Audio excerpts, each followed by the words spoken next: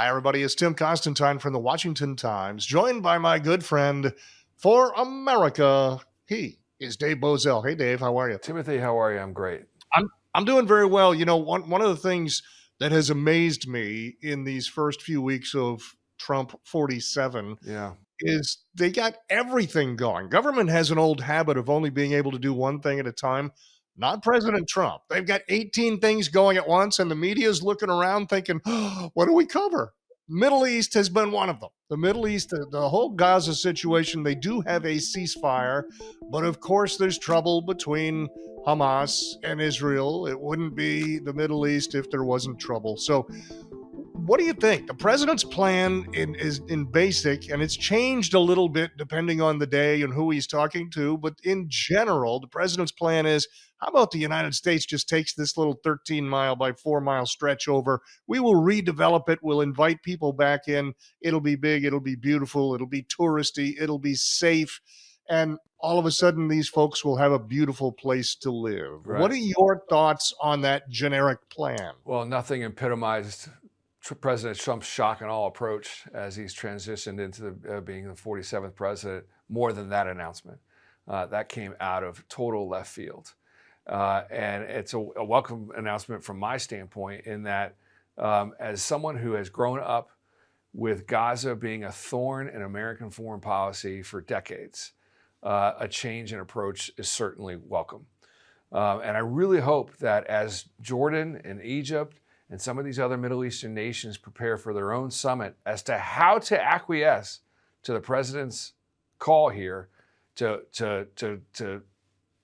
deplete Gaza of its current citizenry and living on essentially what, as President Trump calls, just a plot of death and destruction, taking in some of these citizens that are there now. I would really hope that some of the people in the liberal media and the Democrats and the left-wing foreign policy apparatus that said it'll never happen, they owe him an apology because they're about to undertake a summit to figure out how exactly they're going to fulfill President Trump's plan here. Like I said, I just think it's a welcome change in our foreign policy approach. And I look forward to seeing what might come of a new Gaza. I don't think that President Trump obviously is going to be around in the office to see his vision through completely. It's going to take 10 to 15 years at a minimum, but something drastic had to be done.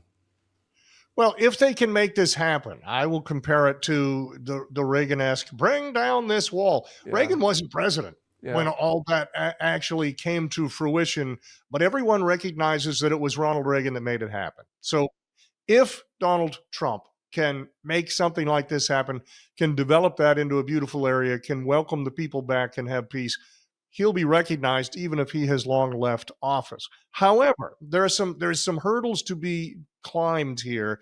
You mentioned Jordan. The king of Jordan, of course, was in town this past week, and he sat down with the president, and he made a comment that when you said, how are they going to acquiesce? How are they going to figure out politically how they're going to work this?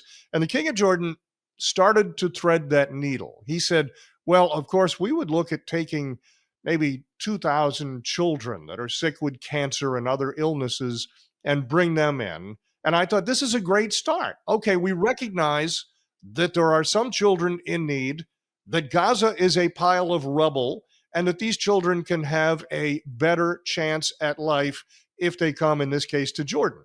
But that's true, of course, of many of those people, is they don't have to stay forever. But for the next few years, while that's being rebuilt, and the analogy I made, I do a lot of appearances on television in the Middle East, and the analogies I've made this week is the California wildfires.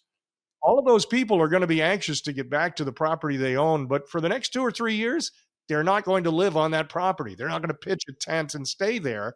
And somebody will redevelop their home, their property, and then eventually they will get back to their home. And so I said, if that's the method here, then that has some merit to it. The question is trust. Right now, the Arab community sees Trump so closely aligned with Netanyahu, who in their eyes is the great Satan. So they don't really trust Trump, and that's going to be the hurdle to get over. On the other side, the hurdle to get over is Hamas. I was talking with some folks out of Europe yesterday who said, clearly Hamas cannot be part of the equation moving forward, because not only did they stage that attack on October 7th, since that time, they have repeatedly said there will be more, that October 7th was just the beginning and there will be more. You can't have a neighbor living next to you threatening to kill innocent people.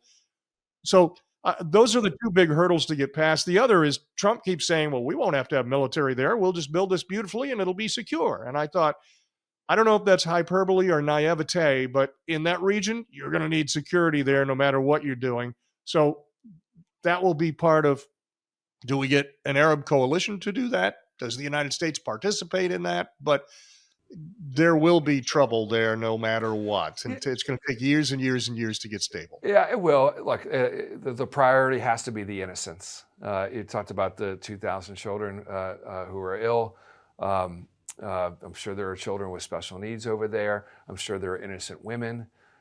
Isolate Hamas, right? I don't think you want to go into this negotiation and say, okay, Jordan, you're going to take in the Hamas soldiers. Right. No country wants that. So I think you want to first isolate Hamas within Gaza, and then then the trouble may start, because they're not going to leave willingly. I think President Trump's foreign policy approach, man, no one thought in 2016, as he was going into his first administration, that President Trump's where he would excel the most is in foreign policy. And that's where I think he has excelled the most. He has a way with these world leaders that no other predecessor has had. It probably is because of his business acumen and business experience. But when it comes to leaders from the Asian Pacific regions, the Middle Eastern regions, he's dealt with Europe. He's dealt with all these guys in a business negotiation. He does approach this stuff from a real estate negotiating posture. I think that's advantageous. But his foreign policy legacy, because candidly, he has continued to struggle on the domestic front vis-a-vis Congress. And that's continuing to manifest itself as we head into March and Congress drags its feet on President Trump's agenda. But his legacy, I think, is going to be brightest when it comes to foreign policy when all is said and done. I was on one of the Middle Eastern networks, and there was a professor from Egypt who was trying to make Trump as the great Satan. And he said, Trump is the worst nightmare of all Arab people. And I said, let me just ask a question here. Because for 15 months, you had President Biden, and for 15 months, you had war, and all the things you're complaining about, with allegedly 40,000 people killed and the area destroyed. And before Trump was even in office, the fact that he was coming to office and spoke nothing but peace. I want peace. I want a ceasefire. I want peace. I want those hostages released. I want peace. And it happened.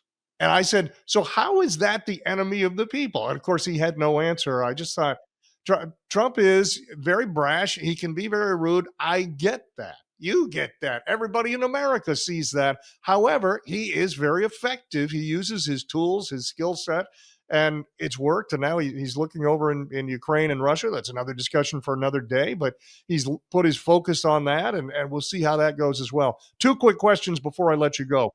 How do you think the American people perceive this plan for peace in Gaza? First off, on that one, generally supportive, but don't take your eye off the ball.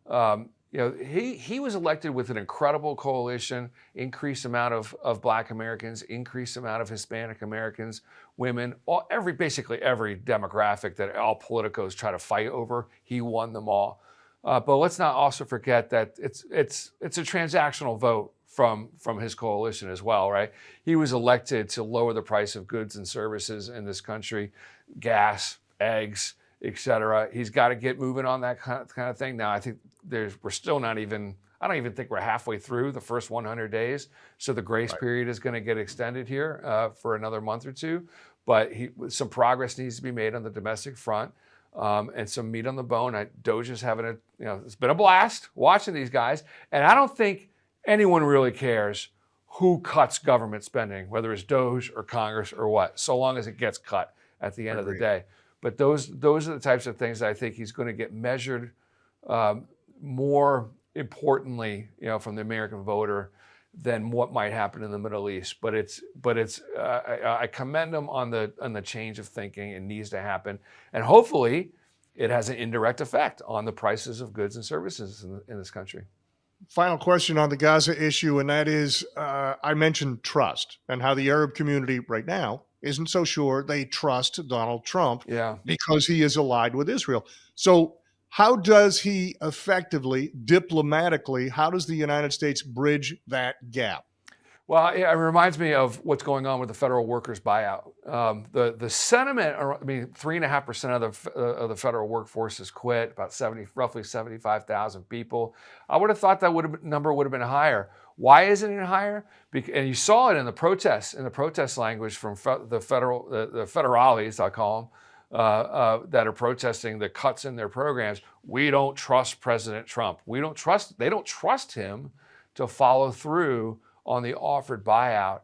I think that's a kind of a small but important piece as it relates to this discussion with Gaza.